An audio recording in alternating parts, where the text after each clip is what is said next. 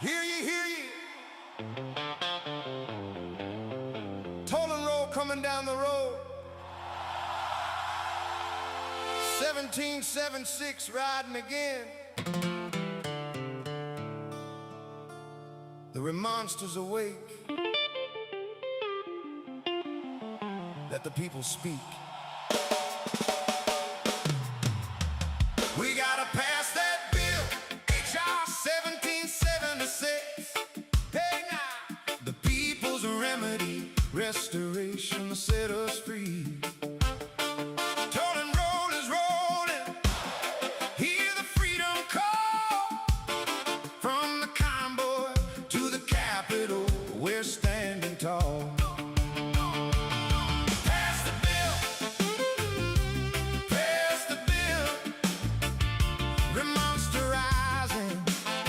Hear the people's will. We was driving across the heartland with the windows rolled down low. Flags are waving, horns are blowing, letting everybody know. They took our rights, they broke the trust, turned liberty to chains. Now the tolling roll delegation bringing fire back again.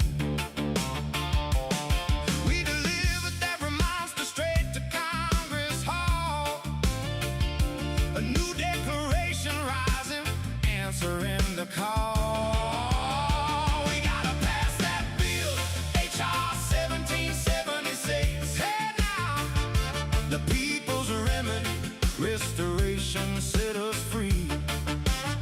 Tolling roll is rolling, hear the freedom call. From the convoy to the Capitol, we're standing tall.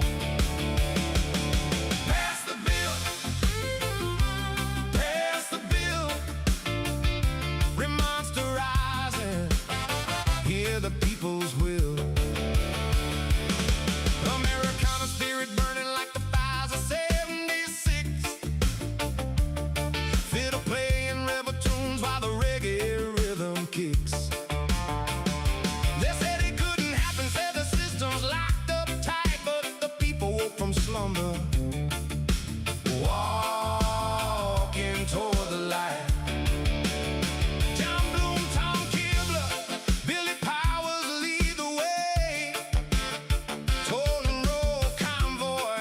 Every single day.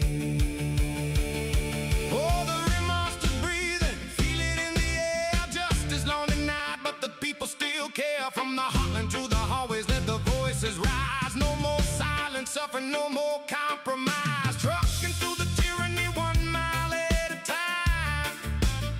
1776 revival, this moment is prime.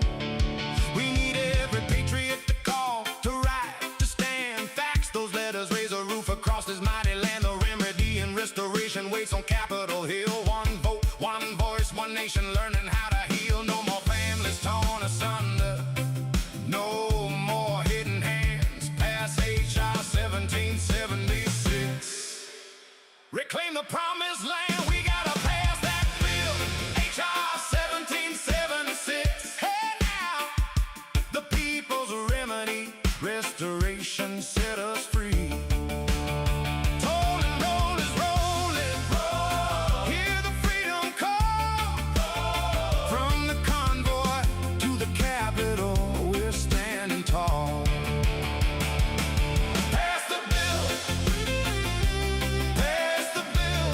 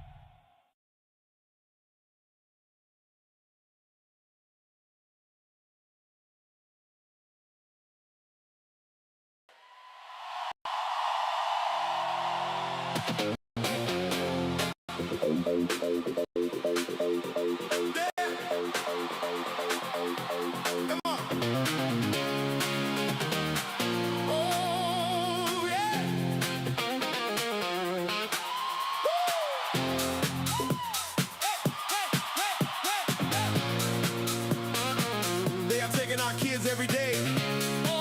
Come on. They knock at the door. Yeah. They are taking our kids every day. A child a minute, no one has a thing to say. For those who have been isolated, don't be worried. You have a voice today. So listen up, everyone here is the story. Child Protective Services is real. CPS is what they call it. They want our kids because it fills a lot of people's wallets. We all think it won't be us. We say when they come, we will be so tough. It all sounds good when there's no one to take them. But when they come, your voice gets to break. Yeah, stay calm, step away. CPS ain't taking no one today. We are educated. Stay calm, step away. CPS, you need to leave. I know the tricks up your sleeves. Oh, yeah. You can't do what you're trying to do. We have done our homework. Don't do a damn thing without a warrant.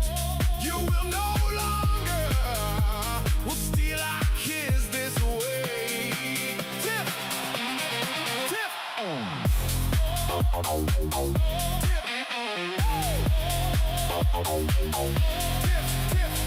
Tiff and the Punisher have come for the calling.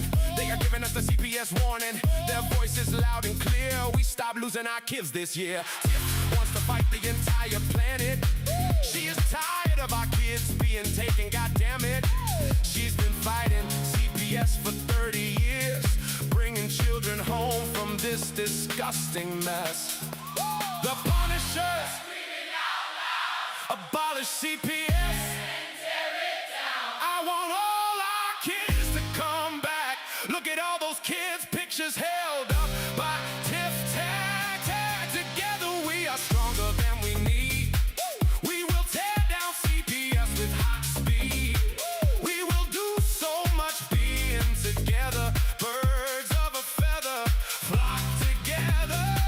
So watch out, CPS, here we come, picking you off one by one. We promise to bring back the family and prosecute the case workers unhandily. So give us back the kids. Tiff and the Punisher, sending you all on a vacation. The one with bars in the windows, and the only games you play are on Nintendos.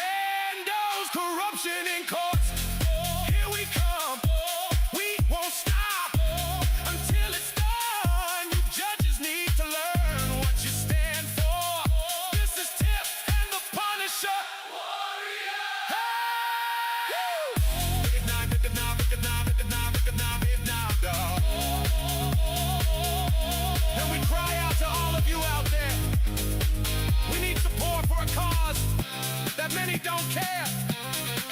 Our children are being stolen away too often. So CPS, Get down. plan on doing Get the down. stopping. I stop.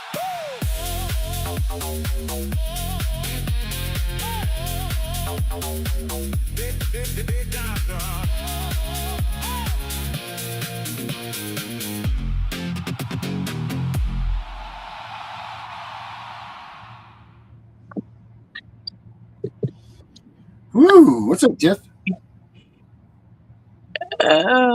What? What's going on? None but my eyes are messing with me again tonight. Oh boy, I seen you water in the eyes. I thought you was crying because of the song. No, I Hmm. like the song. It's All just right. this pollen. Well, surprise! It's Happy Friday night. It's a surprise night. It We're here. is. Yep. I'll address this. I love this person right here. CPS workers are domestic terrorists and baby brokers. We must abolish the evil near our children. You're damn right. Yep. That falls right into line with our guest tonight.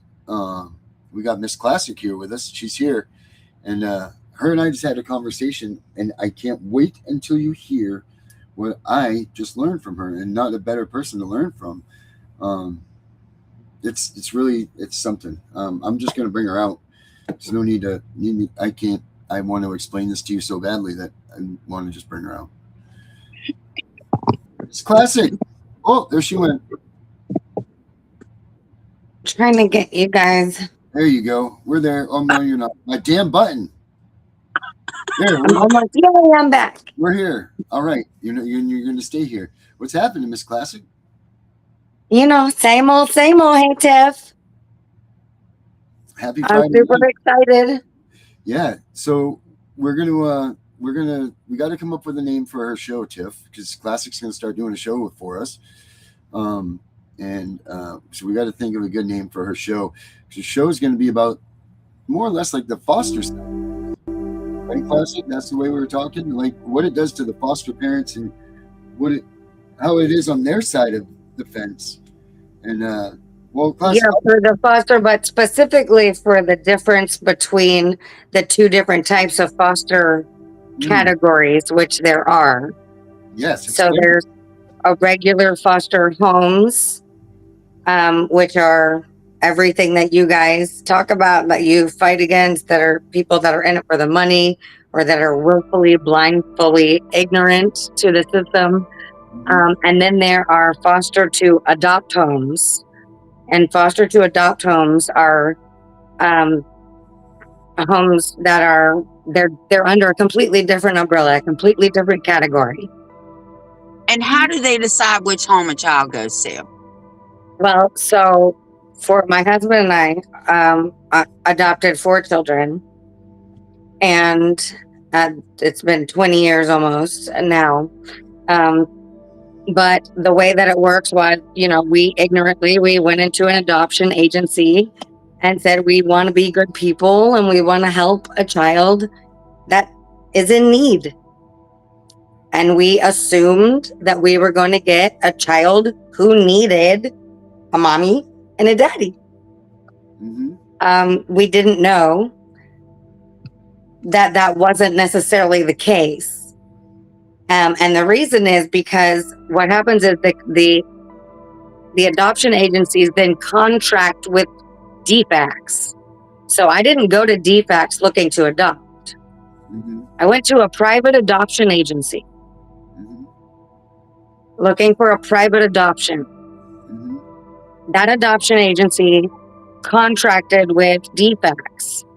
We did not understand this process or know about it at the time.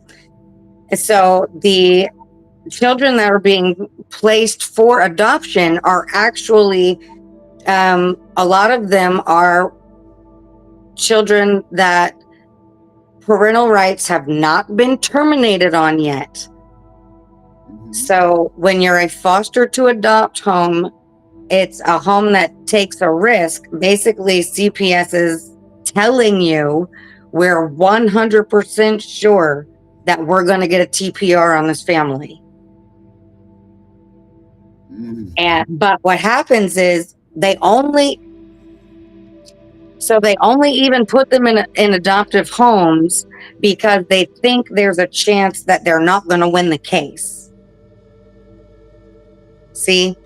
So if they think that they're not going to win, that they can't keep your kids and they can't kidnap and get what they want, then they put them in what's called a foster to adopt home. So this home assumes they never think the child's going to move out.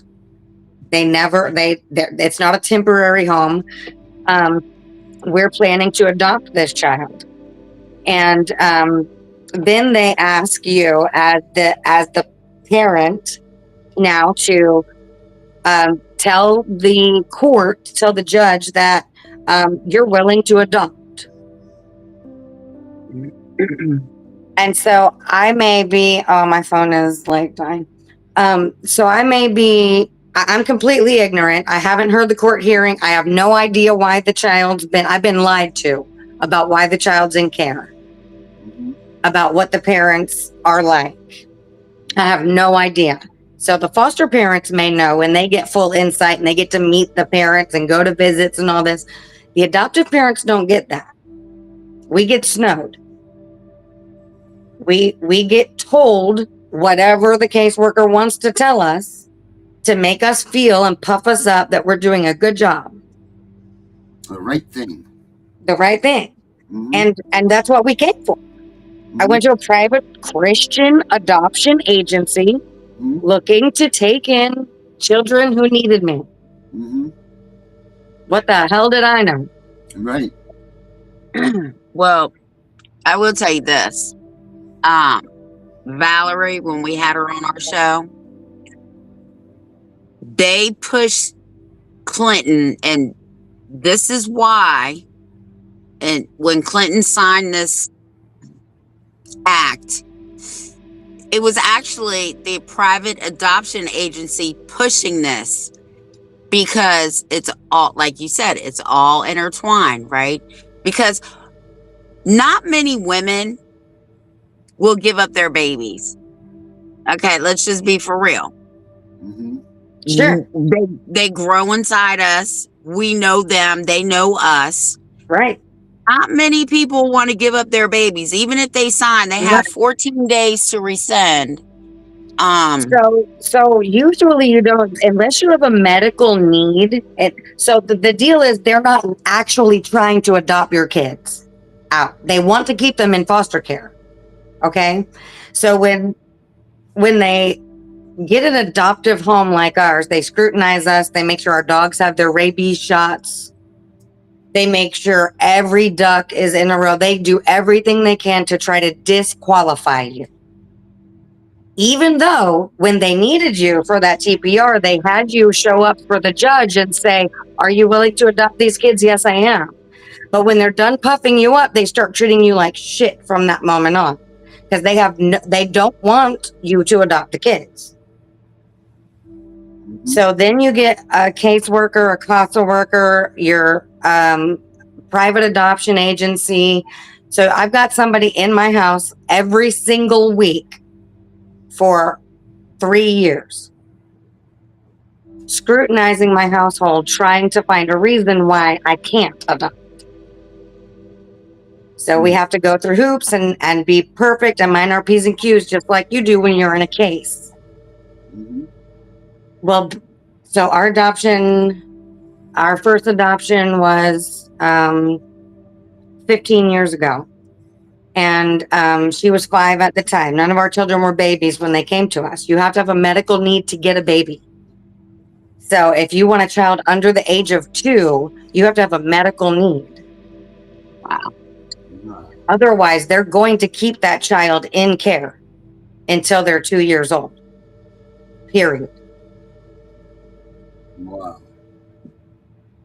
That's They're crazy. not trying to adopt them to you. So then when you finally get approved and you've gone through all the hoops, then they send somebody to your house every single week, and you have a case plan open basically for your whole life, and everything is scrutinized and you're put through hoops. And then, if you're one of the lucky ones and you actually make it to adoption, it still doesn't end.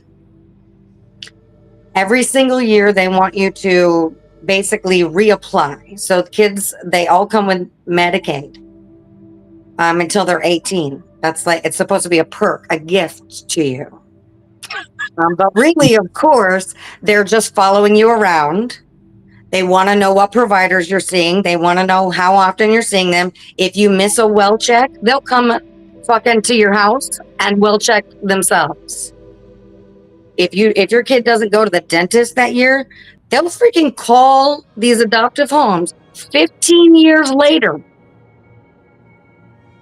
My life is still an open case plan. I have been under the mercy of CPS for the crime of adopting. Wow. My biological children have been threatened, like our life has been hell. The Your children show have could been be called wonderful. Your show could be called Fraud by Foster Care.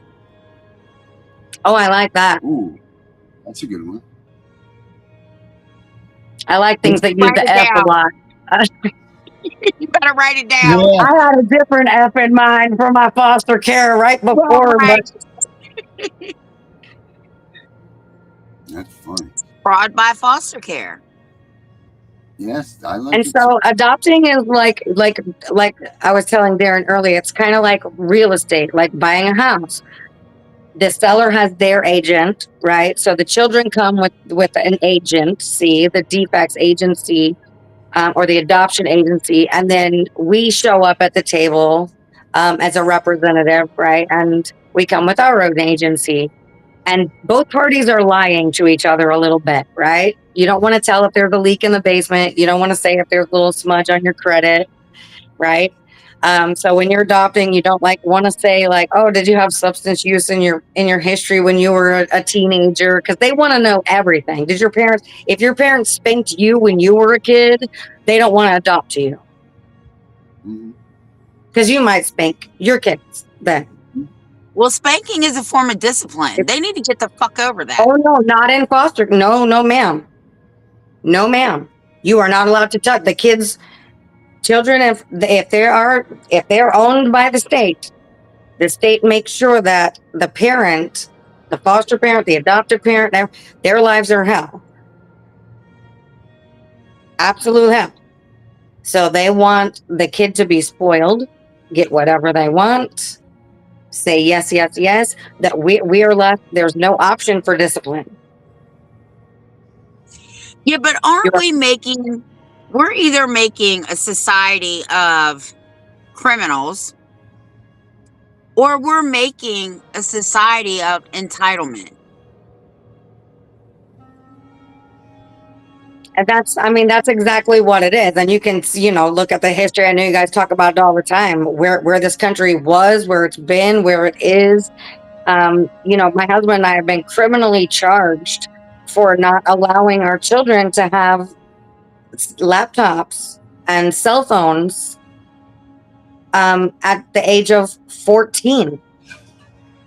But that is not And when a, I came in front of the bail judge, when I was making bail the second time for all my kids, which it's ridiculous. It's a long story, but I asked the judge, I said, so if I give my son a phone, if I get him addicted to porn, if I help him start on substance abuse, if I move him into the system of criminality, will I be a good mom then? And he looked me right in the eye. He said, you need to get a good lawyer. This is bull. Wow. Woo, Lord Almighty. And so I did. I took his advice and I did that. well, first of all, somebody needs to produce a law Renee, that you're says welcome. that your child is entitled to a laptop, an iPhone, or whatever, cell phone, all this shit. Because I'm going to tell you, they can't produce any law. No. And so what it comes down to is a disagreement in parenting style by my husband and I, and the detective who ultimately decided to take up this just cause, having us arrested and doing all of his good duties. So him and his wife are, they're permissive. Their kids do other things. They do organized sport. That's totally fine. Do what you want. Okay. I have 7 kids. We don't do organized sports. I can't take them to 2 practices a week and a game on Saturday and do that for 7 kids. That's unrealistic. I can't do that. I can't give them all driver's licenses because my insurance goes up like $800 every 6 months. And I have 4 teenagers at a time, I can't afford to get them a driver's license. I can't afford to get them a cell phone. I'm not a foster home. I'm not making it money and dough like this and that. We're just people working for our kids, and we're doing the best we can for them. And they're punishing us, not for they didn't have water poverty, not they didn't have electricity poverty or a roof over their head, but the poverty of not having a cell phone. So let me tell you about my kids. None of my kids have their driver's license till they move the fuck out of my house because I'm not Yeah, paying that high ass insurance. that's what we're doing now because we made the mistake with our first one and our rates went through the roof. And I was like, damn, and they wouldn't take it off. I said, well, he's not going to drive anymore. That's just, we can't afford it. They said, no, if he has a license and he lives in your home, we are required to keep him on your policy. And not only that, I'm the type of parent that I'm not going to let you get in a 2,000-pound vehicle and possibly kill yourself and somebody else. No, when you're 19, you can get your Right. own damn license, your own car insurance, and you'll be on your own. That's our policy too. They make it clear I'm legally responsible for you, and then they make it out like if I'm not more permissive and don't allow you to get in trouble, that I've done something wrong. So I had a rule in my house. If you were under the age of 18, but you were 16, on the weekends you could hang out with your friends as long as I knew who you were with, what you were doing, and what time you'd be home.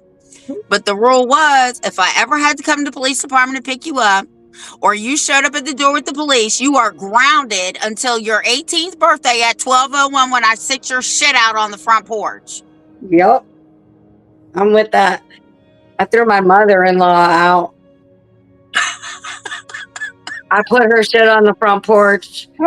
My husband and I had only been married for like 6 months. And I was like, this bitch, I called him at work and I said, this is what I'm going to do. And he was like, no, you're not. I said, no, I am. I had it all the way up and I'm only 4'11", but that was as far as I go. I had it up to there and I put her stuff on the porch and I was like, you come and get it. You can't come in. She lived in California. We lived in Georgia. I was like, you're going to have to catch a plane, honey. Bye. I don't blame you. She was evil, though. She was evil. Well, yeah. That's what my husband would say about my mom. But anyway, I cannot believe that they charge you. See, my response to them would have been this. That's fine. They can have a cell phone as long as you pay the bill because I'm not paying the bill. Right. And then if they need counseling because of what they saw on there, you can pay that bill too. Yeah, they can pay and everything. if they get charged with a school shooting because of what they learned on there, you can pay for their attorney's fees too. How does this sound, dumbass? Mm-hmm. Yeah. But they take them from parents who they probably shouldn't have taken them from. Yeah, well, no. My first adoption, the parents were just basically in poverty, they just needed some help. But I didn't know that then. We're left completely in the dark. So, I know that foster homes, adopted homes, everybody gets a bad rap, especially on forums like this, and people who support people like you. And, I really want for the audience to understand that we're lied to too. We're told you're saving these kids. They're coming from this terrible thing. And you say, oh my gosh, what happened? Well, my hands are tied. I can't really tell you all the details, all the, and it's like, they're just blowing smoke up your butt the whole time. And they know it. And they get what they want out of you because you say to the judge, yep, I'm willing to adopt. And then they try to find reasons to keep you from being able to successfully do that because their goal is to keep them in the foster care system. So I'm not a foster parent, but I would have a problem with that. And I'm going to tell you why. You don't know because you don't know what's in somebody's DNA. You don't know if the father or the mother were sexual abusers, murderers. You don't know what you're getting. Right. Honestly, you really don't. Now I'm not saying that all kids turn out bad that are in foster care. But I truly believe, and I believe this with my heart of hearts, if we keep them in the family, somewhere in the family, they would do much better. Both of our adoptions, as 4 children, but 3 of them are siblings. They had other family available to them. Now they didn't want them, or they didn't take them. No, they had willing family available to them. So they didn't. They wouldn't place them with them. So, you know, this was, like I said, like 15, 20 years ago. So I was 25. Well, I'm older than that, so I'm doing my math wrong. But anywho, never mind that. Oh my God, distracted. Got what I was saying. Hey, Classic, someone wants to know what your charges were. Do you mind? Would you share those? Yes. So we were charged with 4 counts of child abuse in the 1st degree. Whoa, in the 1st degree. In the 1st degree. How long ago were you charged? She's still over a year. Okay, so you have the right to a speedy trial unless you waived it. Actually, you don't. So we were charged when we were arrested. We have not been formally charged. We've not been indicted. Okay. So you actually don't have a right to a speedy trial until after you've been indicted. And they're not going to indict us. No, they're not, because it's a bogus charge. And let me tell you this, my son works for the department that came and arrested us. Oh my. He had no clue. My adopted son, whom they allegedly came on his behalf to arrest me, and he had no idea. That's crazy. Where are the kids now? Only 2 of our 7, only 2 of the children still resided at home when they came back into our lives to do this, and they're home. But you're such an abuser. They're home, but they're still dangling these charges with no indictment over our head. So for the last 18 months, I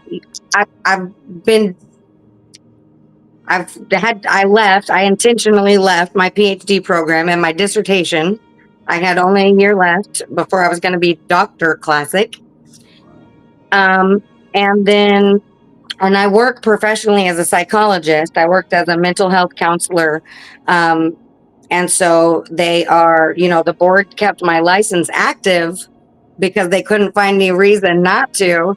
But I can't get work. I can't get a job. Mm-hmm. Because if you Google my name, only one thing comes up. I don't have a Facebook page. I don't have a LinkedIn. We don't do social media. We don't do the internet. Our kids don't have phones. We also don't do those things. This is the most interaction on social media I've ever had. Right. As God is my witness. So, wow. It's all just back assward. Yeah. Pitter Patter says that she's charged with, let's see. Her charges are 1st and 2nd degree cruelty for children. My daughter was medically kidnapped and they took her son also. Wow. Her parenting class instructor said that they want the little white babies they adopt out at $100,000 per baby, he says. Cruelty to children. So this is what they do. This is the slide. This is the slide that they have on everybody, okay? They take the babies. The babies are taken in by defects, right? They're in defects custody. But not really. because DFACS has contracted with that private adoption agency, right? Mhm. And so they will place that infant in with this adoptive home through this private agency that DFACS is contracting through. Now, this person doesn't know that this child came from foster care. They think they received a baby that was given up intentionally by a mother who wants to have them placed with their family. They feel lucky, chosen, Yeah. grateful. They have no idea that the children, that when they go to Bethany Christian Services and they're asking for an infant and they're showing medical need that they can't have babies of their own, and they finally get placed with a baby, that child's been stolen. They don't know it. Mhm. And then they pay the tens of thousands or $100,000 fees to Bethany Christian Services for a private adoption. Christian Services bucks back to the CASA workers, the DFACS workers, the GALs. Everybody gets a cut, and nobody's the wiser. Oh Wow. my God. Yeah, Wow. you need to bring this to the forefront. Yeah, this is, I couldn't believe when we were I talking. had no idea. When we got a phone call, we went to the adoption agency. We had our interviews. We were so hopeful. We were young and stupid and like, oh, I hope they choose us. And they did, and we got a phone call and they said, we want you to meet somebody. We've matched you with somebody, blah, blah, blah. We went and met and had visits and had sleepovers, and then she came to stay forever. And we did not know that it was a foster child. We thought we were being placed with a child through a private adoption agency. Wow. Unbelievable. So you've run the risk of losing of the trauma of the removal yourself, because now you fall in love with this kid and they could just come marching in and take that kid from you, one, because you have The whole time. So once you adopt from foster care, you have an open CPS case for the rest of your life until your youngest child turns 18. Every Wow. year they want an update. Every year they want to know if social security numbers have changed, because they want to be sure that Medicaid rolls in and they can do that fraud and do all their bamboozling the way they want to. They want to know everything, and they will come and find out. And if they don't hear from you, they'll call your pediatrician. They'll say, hey, did so-and-so come in this year? When was the last time you saw him? And they'll answer the questions as if your adopted child who's been adopted and lived in your home and you've loved for 10 years is your foster kid. And they will start answering HIPAA violating private information and tell that worker whether or not your kid's been there to the dentist or been to a wellness check. And if not, they will come to your door and knock, knock, knock, and open a case on you, because they don't want those kids adopted. They want them in foster care. right. So let me ask you this. When they're adopted, do the foster parents get the amended birth certificates, or does the state get them for the foster parents? Like the adoptive parents. Yes. So the state does it. The judge handled it. We all we had to do was show up at court. We just got chosen by the adoption agency, and then we showed up at court, and gavel went down. They asked a couple questions, and it was all smiles and giggles. All the other stuff that happened without us. I always wondered about that. Well, Pitter I Patter. didn't understand that until a long time later. So, and I hate to keep going back to it, but Pitter Patter says this. She says, my daughter has a rare heart condition, and DFACS is acting like we put the hole in her heart. They arrested us, and my baby was in and out of the hospital, then ended up having open heart surgery. She said that the foster mom attends every juvenile hearing in their case. by Zoom. So she needs to get an understanding. If usually foster parents are not that invested, right? They're usually in it for the paycheck. They don't care much. The caseworkers will transport kids and show up at hearings. If a foster parent is showing up at a hearing, may they may not be a foster parent. They may be a foster to adopt parent, and that is something different. Mm-hmm. That's That parent has an investment. That parent has been lied to. That the birth parents are horrible, terrible people who did all these heinous things to this child who was going to grow up and be a terrible person themselves if only you hadn't come in to their life. Mm-hmm. And so they will show up because they believe that they are fighting for something that they've been lied to. They have no idea. For all they know, for all that foster parent knows, or this I can't, I'm sorry, the screen's too small for me to see her name again. But you're the woman who's showing up to and is fostering your child may believe that you're did drugs while she was in the womb. They may believe that you're a terrible, that you tried to abort the baby while she was in utero and it didn't work. These caseworkers will say anything to get these people on their side. And so if that person seems like they're way against you, it's probably not because they're actually terrible people. It's probably because they've been lied to, just like you. Mm-hmm. Well, first of all,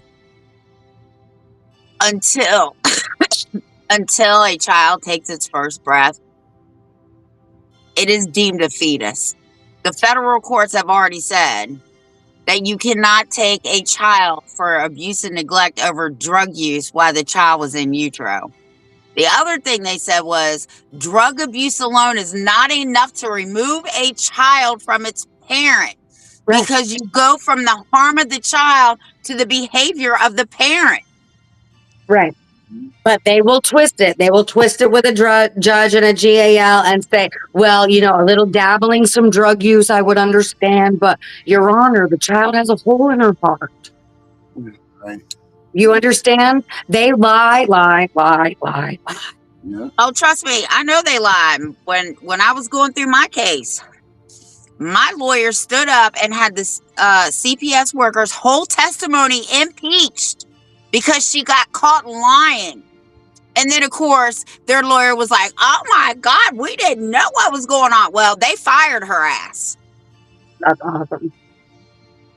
Well, something needs to happen with our people. And I don't know, with our criminal case still pending, I can't really start filing suit against, CPS and all of that. But Right. our son, they showed two different forensic interviews in the trial, but then they didn't present him for cross-examination. So they gave testimony, but then didn't present him for cross-examination. Right. Wow. So that's the complete violation. Each of the two interviews were starkly different from each other. Mm-hmm. And the second one, I was like, what is he saying? Well, later he went to the judge and said, Judge, the detective in the case that charged my parents actually took us out to lunch on one of our court breaks and told me what to say. That's tampering with the witness. Mm-hmm. And the judge sent my son home that day. That's tampering with a witness. That's a crime. And he still works there, and he is the supervisor of my other son. That's a crime. And that's coaching. Yeah. You think? It's coaching and tampering with the witness. No. You better find out when those statute of limitations run out, because I'm telling you, it's got to be coming up soon. So statute of limitations for child abuse case in Georgia is 7 years. What? So we could potentially, we'll run out of money by then. We won't be able to eat. We'll end up losing our kids anyway because we can't get jobs. We had to sell our farm. We moved into something smaller. We're doing what we can to get by, but we literally can't work. So I'm going to tell you, another guy that I am friends with, they adopted 5 children. Well, they ended up with the CPS case for bogus shit. Anyway, they charged her with parental kidnapping because her son ran away from the facility, called her. She picked him up and drove him back. Yeah. They charged her with kidnapping. They waited 5 years. Okay. She was about to go to trial. She dies of cancer and they acquit her of all the charges. Oh my gosh. After she died. Wow. And her husband, they had put him in jail. He couldn't even be with his wife on his deathbed. And none of her kids could either. Oh my God. That is awful. That's insane. Horrendous. They try to keep us from our kids. They put in bond conditions on our release not to have contact with our children. Yeah. No, I'm sorry. See, that's my ignorant mindset. In their mind, it's different. So the truth is, I was only not allowed to have contact with my adopted children. So the alleged was that only the adopted children had somehow been harmed by not having a cell phone, but they were not concerned about the harm that my biological children had undergone by not having access to a laptop or TV or whatever. Wow. Then it goes back to they feel that foster kids are entitled. That's what it sounds like to me. Your biological kid, it's okay for you to do that to them. But you have, like you said, you have to treat them different. No, you should not treat them different. It's not that they don't believe they're entitled. They're just buying their affection so they'll keep their lies when they get to court. When it comes that time, when I need you to pull out a stop for me, you're going to say the right thing. You understand? So they keep advocating for the kid and they'll keep pressuring the adults no matter what, because when it comes down to it, they need that kid on their side. And so they will advocate for the child to get whatever they want, whatever their heart desires, and look, I want to buy you all a pony. Okay. But I can't. I just can't. So I don't know if you've ever seen any of the Medea movies. Yes, I love Medea. Okay, I have to watch her sometimes just because I'm going to tell you, if that bitch was real, her and I'd be sitting in prison together. No bullshit. But anyway, she took on a foster child and she was popping her gum, and she told her, stop popping that gum, little girl. And she told her she wasn't going to stop popping it. And Medea was gonna fuck her up, and she said, "I'll call 911." And Medea told her, "I will slap you so hard you will call 919." So I remember my daughter came home because they're teaching this shit at school. Oh, if there's problems at home, you come tell somebody. You better not. Right? That's none of their business. But anyway. She came home and she's like, I'm telling the school. I said, let me tell you what's going to happen. I'm going to beat your ass. And then I'm going to call 911 and tell them to come and get you. You don't even have to call. Wow. Was she into that idea? Oh my gosh. Oh no, it was all different then. Mhm. But I did kick her out at 15. Yes, I did. I packed her shit up. I called her father. I said, because I had a rule in my house. The day you think you're big enough to put your hands on me, that's the day you're too grown to live under my roof. Yeah. So she put her hands on me. My husband stopped me from slamming her face into the road and killing her. I came in. I called her dad. I said, I'm dropping her off. I'm not paying you child support because even if I did for the next 3 years, you would still owe me a refund. Right. And you're taking her. Yeah, some kids, they are just out of hand. You can't talk sense into them. There's nothing you can do. And, you know, the caseworkers, they just want to be like, well, you just have to find a way. You just have to find a way. Well, you're not allowed to keep them from having dessert. You're not allowed to restrict any food from them. If everybody else is having dessert, they have to have dessert. If everyone else is watching a movie, they have to watch a movie. If you say they're grounded for the weekend, that doesn't have any actual meaning. I commend you because the first thing nobody's going to do is tell me how to run my household. I don't care if I adopted them. They live here. It doesn't matter to me because until you pay my bills and you're putting food on my table and paying all my bills, that includes my mortgage, my electric, my water, my gas, everything, you have no right to come in my house and tell me what to do. Right. That's it. It just came down to a difference in parenting styles. You don't like my parenting style. That's fine.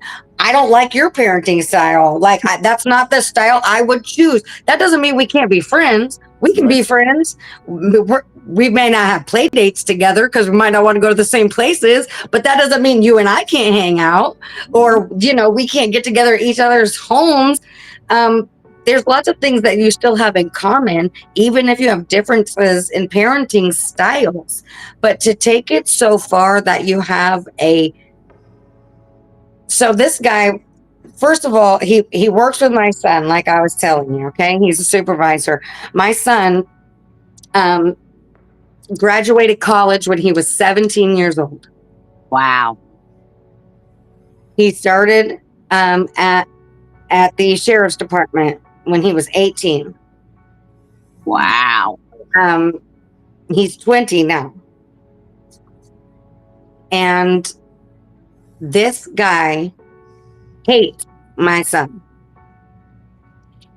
Now my poor adopted foster care child, okay, he hates him for the privileges that he's had being raised in my home. For his homeschooling, for his opportunities, for the fact that he's moving up the ranks at work so quickly that everybody likes him. They think it's amazing that he graduated high school at 13 and college at 17 and everybody's talking about the new guy. Well, detective doesn't like that and he's taking it out on me and daddy. And it literally comes down to a difference in parenting style because his teenagers smart off to him and my teenagers graduate college. You know, fuck you. I don't care if you got a problem at your house. You need to take that up at your house. Don't come bring the SWAT to my house to take it up. That's not going to make your kid not be a jackass tomorrow. Yeah. Everybody's parenting skills are different, right? But I will tell you this, my kids' parenting skills are just like mine.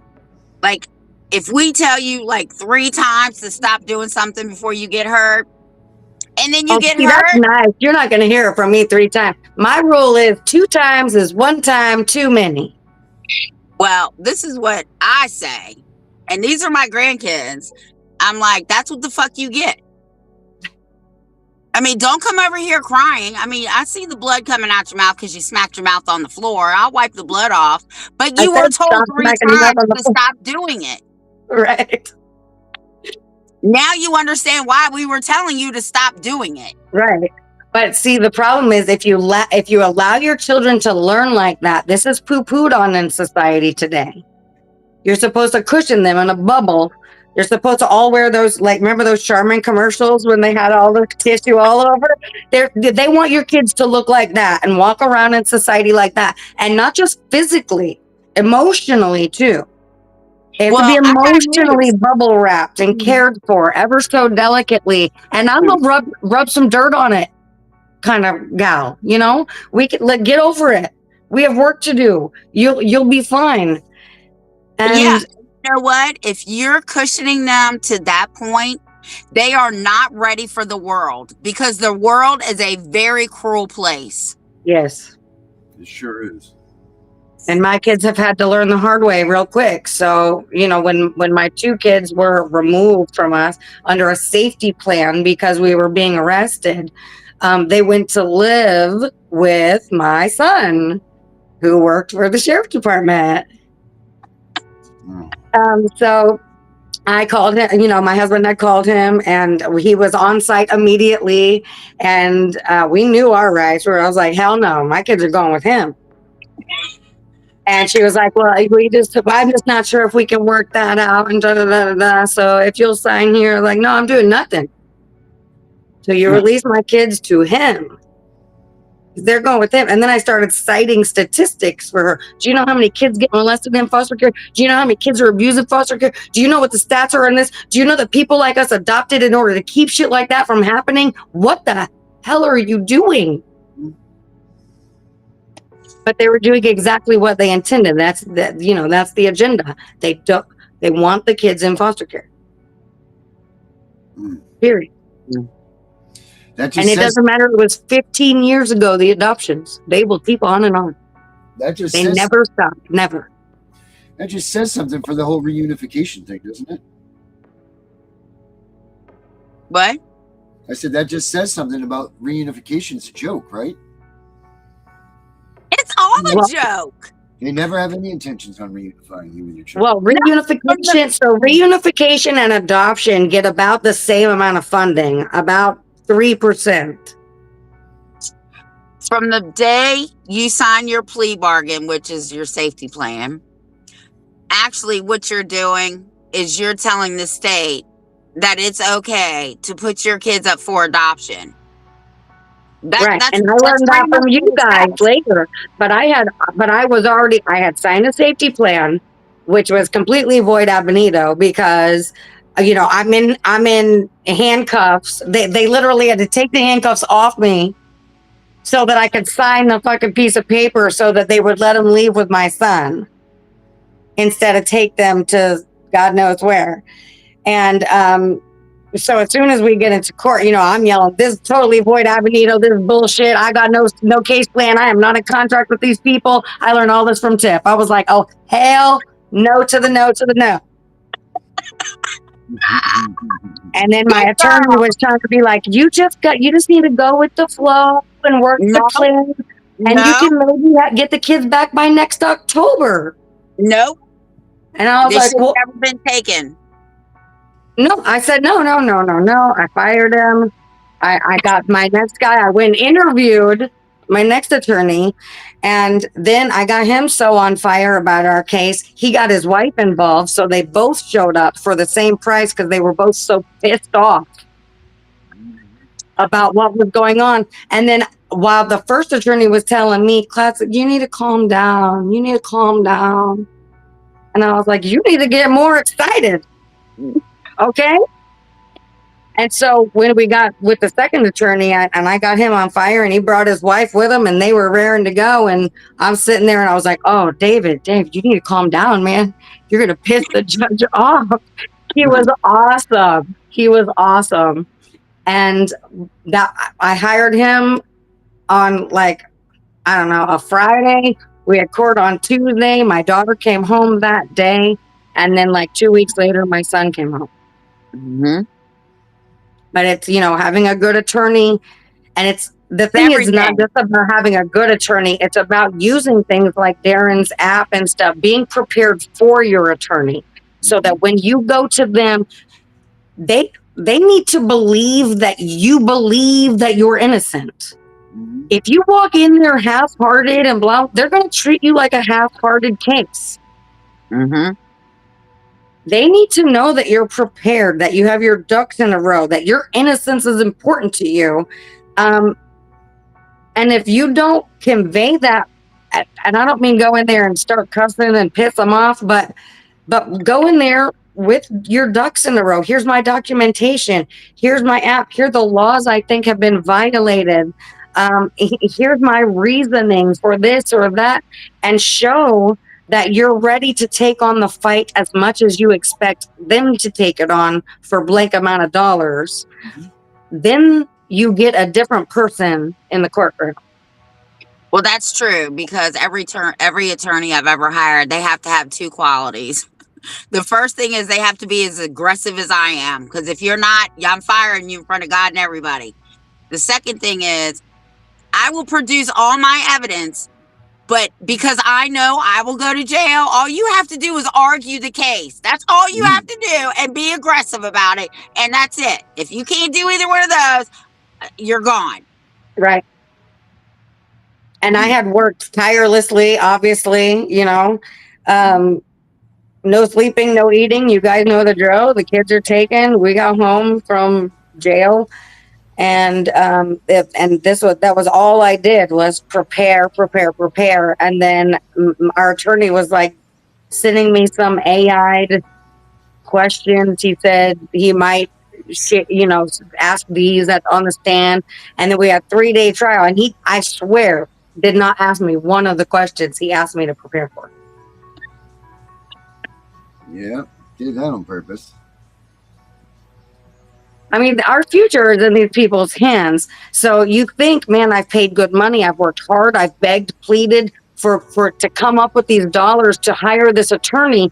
And then you pass out the money to that attorney. And most parents go, okay, now I feel a little relief. It's in somebody else's hands. No. No. That's absolutely, look, these attorneys, they make plenty of money. You're $3,000, you're $5,000, you're $6,000. You're not even paying for one plane ticket for their family for their next first class vacay. Okay. You don't mean anything. It's a lot to you, but it's not a lot to them. I remember I hired this attorney in Maryland for my husband, but I talked to him first. I only talked to him for 10 minutes, and he was like, oh my God, Tiffany, I would hate to be in a courtroom with you because I feel like I'm talking to another attorney. Then this dude begged me 3 times, oh, please come work for me. I'll put you through paralegal school, da-da-da-da-da. The 4th time, this is a whole different conversation. Oh no, if I come to Virginia, I'm putting you through paralegal school and you will come and work for me. And my husband's dad, he just kept going back because I was on the phone. I'm walking around. I'm talking to him. And my husband said it was like watching a ping pong because we were going back and forth. Right. But he was aggressive and he got the job done. And he said, I've never had a client be as prepared and disqualified everything or rebutted everything and had proof. And I said, man, that's what I do. Everything that was in this petition that this bitch filed, I disproved all of it. I discredited her. I had everything I needed. And we went in there and we whooped that ass. Yeah, that's awesome. I've been working with and advocating for a guy. He and the mother of his 5 children, they've never been married. They broke up. He works on oil rig. He went off to work on oil rig. She was in Florida. He left her in a nice house, blah, blah. He'll be back. Well, while he was gone, she moved. She decided to move to some like hotel or something with 5 kids, a newborn baby. Like, I'm pretty sure she's on drugs. I don't know what the deal is with that. I don't want to speculate. But anyways, things went south for her, and the CPS showed up. She ended up getting arrested. Well, they were having her 72-hour hearing. Well, he shows up, and they're like, who are you? He's like, I'm the dad. And they're like, oh, we didn't know there was a dad. Wow. Oh, this changes things. Wow. Oh, I bet it does. Oh, yeah, because now he's got 5 kids. The oldest is 6. The youngest is 4 months. Oh my. So this is a cash cow we're talking about, right? Mm-hmm. These kids are going to be either very adoptable for kickbacks or in the system for a long, long time for kickbacks. Either way, they're very profitable. So they told him, no, you're not legitimized. He said, I have DNA evidence that these are my kids. They said, that's not legitimization in the state of Georgia. That doesn't prove that you're the father. What? What? Since when? He had DNA test. He had the mother in court saying, this is the father of my children. And in the state of Georgia, if you are not married when that child is born, the only way to be legitimized is to have the court, a judge say, I legitimize you. And so for months, they held it over his head. They refused to legitimize him.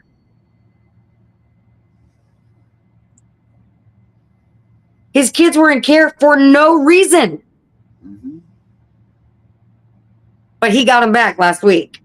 Oh, I know, I saw that last night. That's But awesome. here's the kicker. Here's the kicker on that. He has to foster his own kids. He has not been legitimized yet. Mm-hmm. Why not? Because they can make more money if they keep him in foster. Well, I know that. Why? That is absurd to me. The judge is in on it too. The judge, he has cried and cried and cried to get legitimized. And every time they've had a hearing, he's been in court like 7 times. It keeps getting put off. It keeps getting, there's some reason. Well, we'll do it. And we'll do it. Well, we'll get to that. Well, it kind of ran long. It's no big deal. Don't worry about it. So why can't he have mom sign papers saying he's the father and put him on the birth certificate? He's on the birth certificate. Then he's the legal father. Not in Georgia. That's bullshit. The laws are not different. That's bullshit. Somebody's lying. No, they told him because you were not married. It doesn't matter. That's bullshit. We need The to look judge is into in that. on it. The judge is in on it. Then you know what? He needs to file a petition in a federal court that will recognize him. Because if he has DNA and he's on the birth certificate, he's the legal father and he's the biological father. Sitting in court saying he's the dad. Unbelievable. And they're saying that the only way is for, and I know Dana would love this, is for the government to come in and grant him that authority and say, we legitimize you as their father.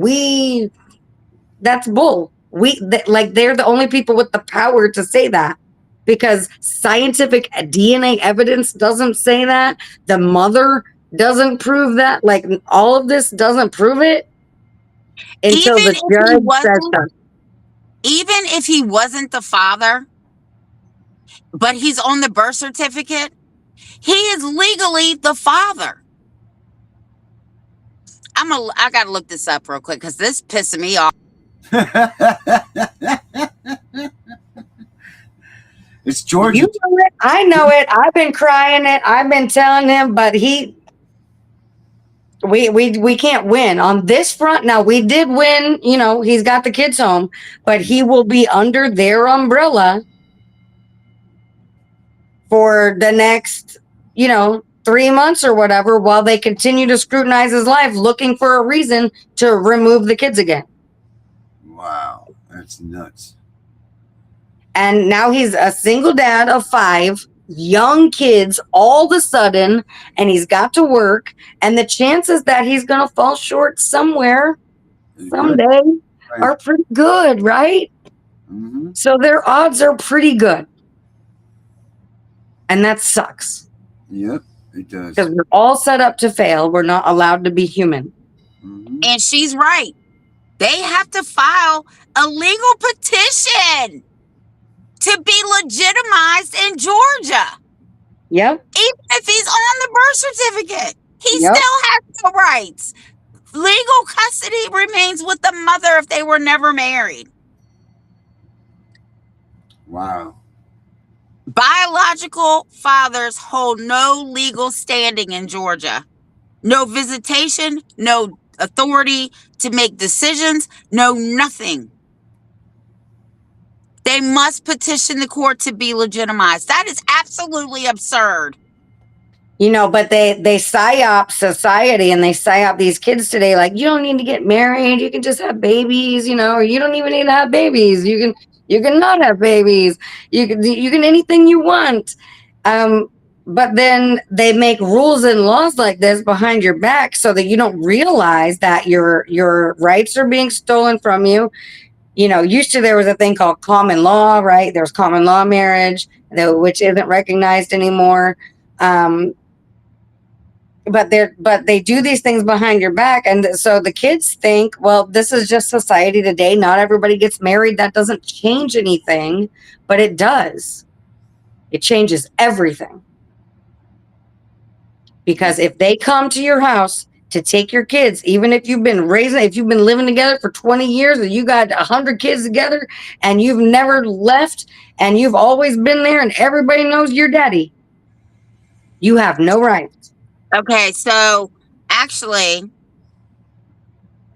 he can sign a voluntary paternity acknowledgement form at the hospital or later through state vital records. This becomes legal binding after 60 days unless invoked by fraud or a mistake. And that's OCGA 19-7-64 or 19-7-46.1. He doesn't even have to do it. It becomes legal in 60 days. All he has to do is contact the state of vital records and sign a voluntary paternity of knowledge form. That's it. Submit it, and he becomes the legal father after 60 days. Okay, I'm gonna look into that and have him do that. But right now it's set. You know, no matter what. He can do that. He doesn't have to tell them shit. Right. But so this is the thing. So they're telling him you don't have a case because there's no allegations against him. He wasn't present at the residence when things went down. He didn't reside with her. They were broken up. This was all a situation that had to do with the mom.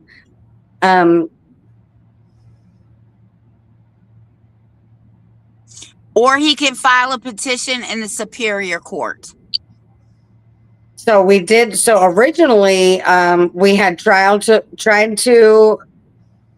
file a petition in Superior Court, and they kicked it out of Superior and knocked it back down to juvenile and said that the judge that's presiding over the CPS case for the kids is going to handle the legitimization also.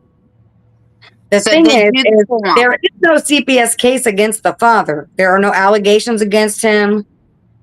They're saying there's no case plan, but we're still going to come to your house for the next 6 months. But it does warn men, once you get this and it takes effect, just be aware that you are now financially obligated to support these children. Right. Yeah. Oh, I told him, I said, beware. But it looks like baby's mama might be going to jail for a while. So he's going to be single parenting. Yeah, just have him fill out the voluntary acknowledgement of paternity through the state. I'm sure you can download it and have him send it in, and 60 days after they get it back, he's legitimately their father. Well, Yeah, all the men in Georgia, If y'all don't want to be connected to you crazy baby mamas, don't sign shit. It doesn't matter.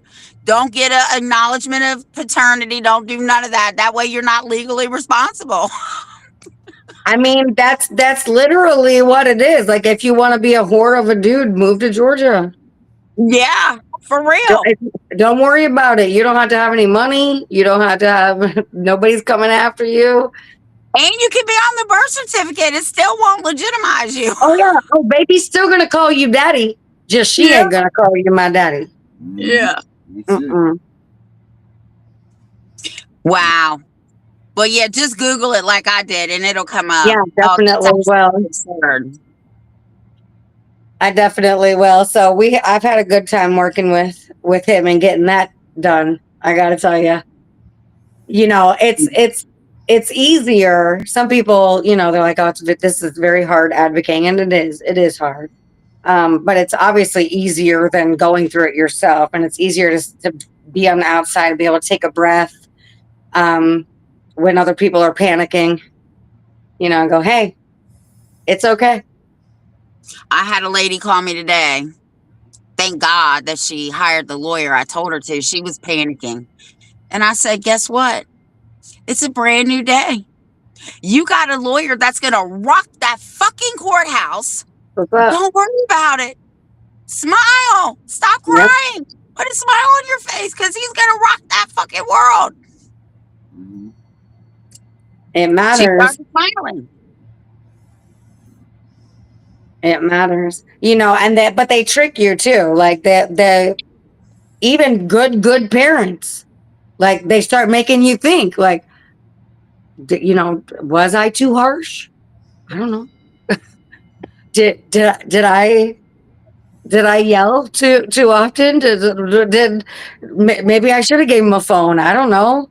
Is a phone necessary? I don't know. Don't ever second guess yourself, because that's when you start doubting yourself, other people see it. I mean, it reeks. But that's what they do. That CPS goes out of their way to take even good people who they're snowballed by this. They have no idea. But they're just being nitpicked for little things, little parenting styles, little differences. They want you to. They want to keep getting in those cracks, of your psyche, so that you do keep doubting yourself. And then what I did was wrong. Okay, I know what I did was wrong, so I took my punishment. But their dad did not have to drop them off and voluntarily surrender them, and then me have to fight to get them back. I even signed up for temporary custody. Well, and so here's the thing for all my adoptions too. They love this. The psychological angle is what CPS is best at. So they pressured both of the families, the mother on one side and the mother and the father on the other side. They voluntarily signed away their rights. They didn't play too many games with me because they knew what I went to prison for. And they knew I would not hesitate to go back. I made that very clear. People, they love the psychology game. And CPS loves to play it. And it's hard to psych yourself up and say, I can do this. I can make it through, because the truth is you don't know. I remember one time the CPS worker was like, if you don't go see your kids, I'm calling your parole officer. Well, I was sitting right in her fucking office. I picked the phone up and called my parole officer, and I told him what was going on. He said, put her on the phone. He said, I can't violate her. She's not breaking any law. Stop using me as a threat. I said, I bet you won't say that to me anymore, will you? That's awesome. I don't play their psychological warfare. Any reach they can, they'll take it.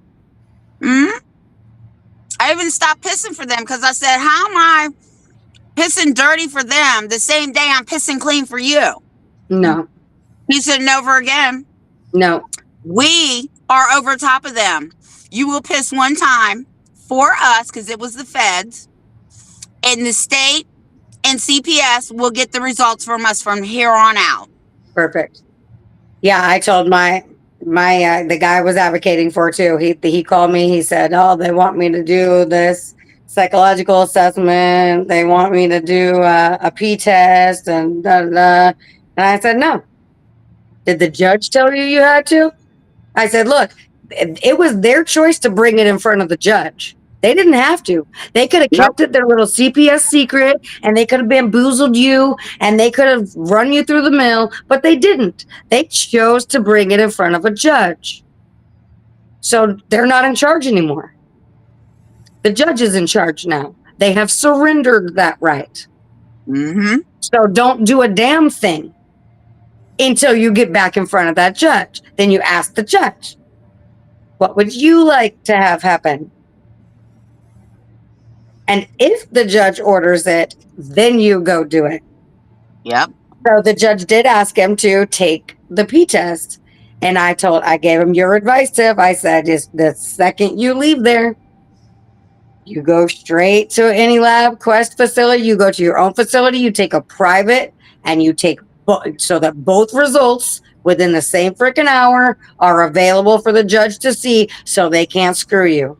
Yeah. And he's like, "Oh, I don't think they do that to me." So I sent him a dozen videos of shit like, duh, you didn't see this, you didn't see that one, duh. They do this all the time. And he was like, okay. So he went and got another P test because he had to, but it did come back clean for him. But I think because he's kind of a big mouth, so he probably told him, "I'm gonna go take another test, so y'all can't screw me." Good. And he needs to keep voicing his opinion. Yep. And he needs to get that paper that I said he needs to fill out. Yep. Because after 60 days, he don't need no judge to legitimize him. They will already do it. Yeah, I'm gonna definitely send him that. And tell him, don't tell nobody nothing. They'll send him a piece of paper in the mail. And then the next time somebody got something smart to say, you mean, oh, this paper right here? Oh, I am the father. See, I would love if that would be the case, but we work with all kinds of people. And this boy talks. That's okay. If he gets that piece of paper, the second he gets it, he'll be like, "Look, y'all, look, what I got." That's fine. That's what I would do too. I would take my fat ass right on down there and be like, here it is. You bet. Yep. Yeah, so we should be proud when we win. That's right. When we get one over, because they love to come show up at your house and be like, mm-hmm. So I heard that when you was in the 4th grade, you forged your mama's signature on that spelling test. Mhm. Mm-hmm. What do you think that says about your character? Yeah. Yep. Nothing. It says I can't spell. Yeah. That's it. But they always think they have an angle, and they will try to make you feel like they know something you don't. Yeah, don't believe them. How do you know when a CPS worker's lying there? Mouth is moving. That's right. That's it. So guys, Classic is going to start her show within the sooner than later period of time, right? Classic, right? Yes, sooner than later. I have no life, so sooner is fine. This is all I do. I wouldn't mind doing it with some mascara on, but that's fine. Yeah, well, we just. But I'll schedule a time. If the chat wants to be like, I don't know what's good evenings. I know everybody always enjoys when a daytime show comes on. I do. I'm like, ooh, we're going live in the day, yay! Yeah, whatever floats your boat or their boat, you'll let us know, and we'll let everybody else know. Okay. That's that, and that's us for the weekend, right, Tiff? Yep. I've been trying to push my button. It hasn't been working for the last 5 minutes. I'm still trying to push the button. Hold on. I'm pushing the button. Oh, it worked. All right. It worked. Love the music. Love the music. You'll have a song now, too, Classic. You'll have your own tune. Yeah, I have a song. Yeah, you do, and you will have your own too. So, all right, everybody, have a good weekend. Keep CPS out of your house. Thank you.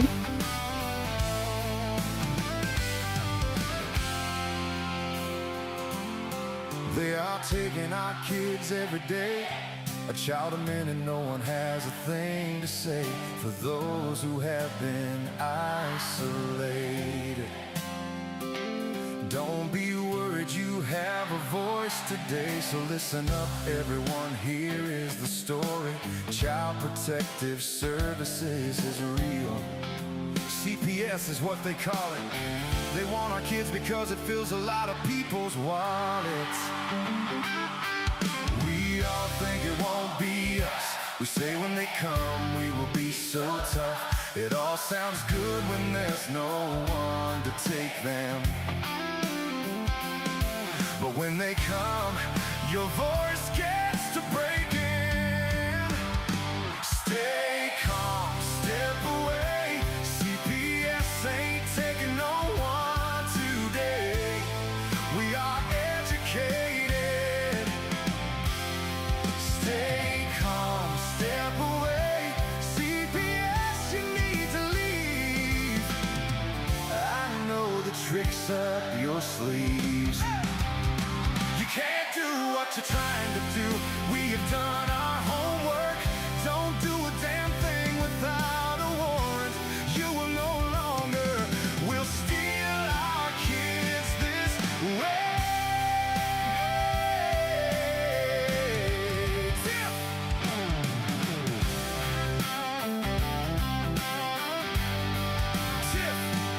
Tiff and the Punisher have come for the calling. They are giving us the CPS warning. Their voice is loud and clear. We stop losing our kids this year. Tiff wants to fight the entire planet. She's tired of our kids being taken, god damn it. She's been fighting CPS for 30 years, bringing children home from this disgusting mess. The Punisher screaming out loud, abolish CPS and tear it down. I want all our kids to come back. Look at all those kids' pictures held up by Tiff Tack. Together we are stronger than we need. We will tear down CPS with hot speed. We will do so much being together. The birds of a feather flock together. So watch out, CPS, here we come. Picking you off one by one. We promise to bring back the family and prosecute the caseworkers unhandily. So give us back the kids you have taken. Sending you all on a vacation. The one with bars in the windows and the only games you play are on Nintendos. Corruption in courts, here we come. We won't stop until it's done. Your judges need to learn what you stand for. This is Tiff and the Punisher Warrior.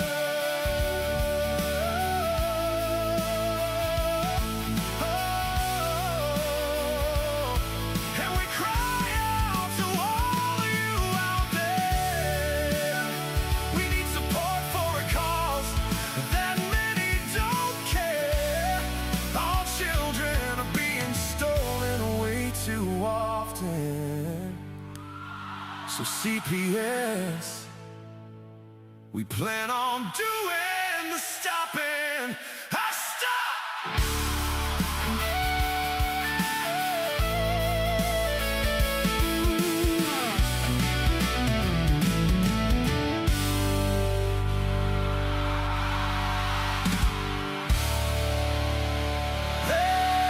The CPSPunisher.com is the app they never wanted you to find.